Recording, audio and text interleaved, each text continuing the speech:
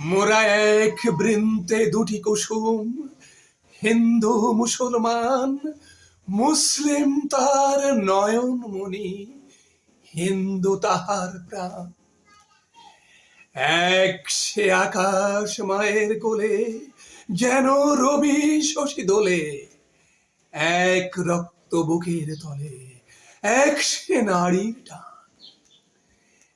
এক সে দেশের খাই গো হাওয়া, এক সে দেশের জল, এক সে মায়ের বক্ষে ফলাই একই ফুল ও ফল।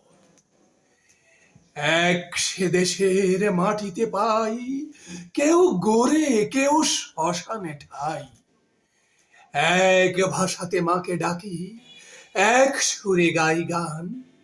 বিদ্রোহী কবি কাজী নজরুল ইসলামের এক বৃন্তে দুটি কুসুম কবিতাটি